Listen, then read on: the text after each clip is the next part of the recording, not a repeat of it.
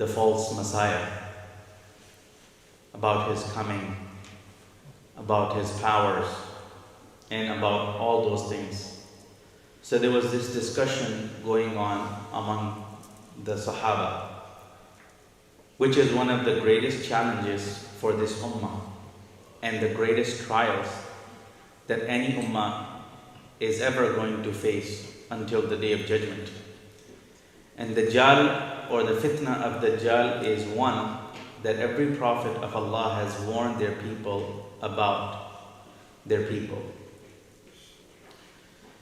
So, while we were having discussion about Dajjal, which of course is a serious discussion, very serious discussion, and automatically it raises so many fears. So the Prophet ﷺ came to that gathering.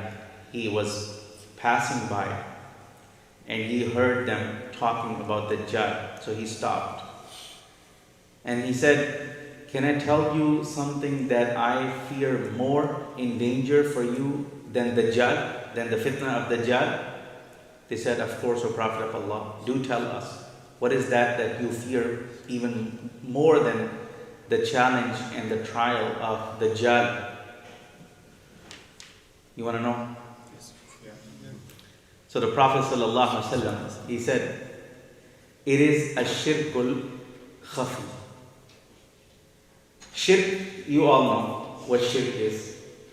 It is to associate someone in worship with Allah subhanahu wa ta'ala. It is to associate partners with Allah subhanahu wa ta'ala. That is a very simple definition of shirk. So, an open form of shirk is to associate partners with Allah subhanahu wa ta'ala, like calling on someone beside Allah subhanahu wa ta'ala for help, or worshipping someone beside Allah subhanahu wa ta'ala, like the pagans of Makkah used to do. Or you don't have to go back that far to find an example. You can go to India and you find Hindus worshipping so many idols today. You go to so many other places where people are literally worshipping idols. And here around us as well, even though Christians believe that they are a monotheistic faith, but they are literally worshipping, they're prostrating to Mary's statue, they are prostrating to Jesus' statue, and literally they're doing that. So that's clearly shirk. There's no doubt about that. So that's clear shirk. And the word for that would be a shirkul jali, open shirk or clearly visible shirk. A shirkul khafi is the opposite of that, which is hidden shirk. Khafi means something that's hidden. So what is the hidden shirk? The Prophet ﷺ defined it himself. He explained it himself. And that's where we need to understand this so clearly. The point that the Prophet ﷺ was making so clearly, so we don't fall into that shirk that the Prophet ﷺ was afraid of, that we will fall into. He said, a shirkul khafi, or the hidden shirk, is that when someone is performing their salah. And who do you perform your salah for? When someone is performing their salah, and of course you only perform salah for the sake of Allah. But when someone is performing their salah, all of a sudden they prolong their salah because they realize that they are being watched. Someone is looking at them.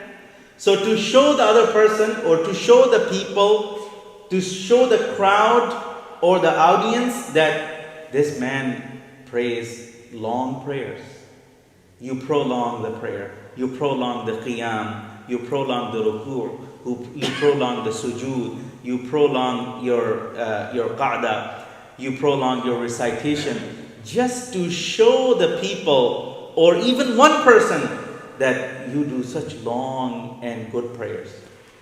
That is the hidden shirk.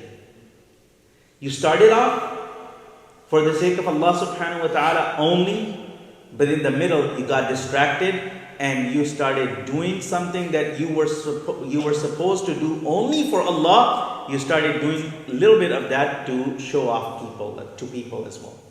Or from the very beginning, When you were about to start your salah, you realize someone is watching you. Now, from the very beginning, you're going to make your prayer very long, very calm, as if you do the best prayer in the world. So the other person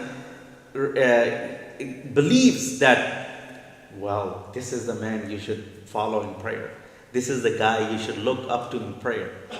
But what's going on inside of your mind and inside of your heart, you're doing that prayer longer and calmer just to show off. That is ashirkul khafi. And that's what you have to avoid. And that's what you have to remind yourself. It's something that shaitan can easily insert into your prayer. Shaitan has a lot of ways to easily manipulate your thinking and your mind. He will come to you and say, it's okay. You're still doing prayer for Allah. You're not doing it for any idol. You're not doing it for any person. You're doing it for Allah. But make it a little bit longer so that person gets happy too. It could be your own father too.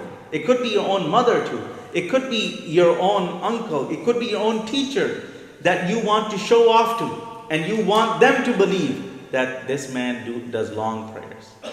That's not right and that's not correct. May Allah protect us from that fitna of shaitan. Wa akhiru da'wana alhamdulillahi rabbil alamin.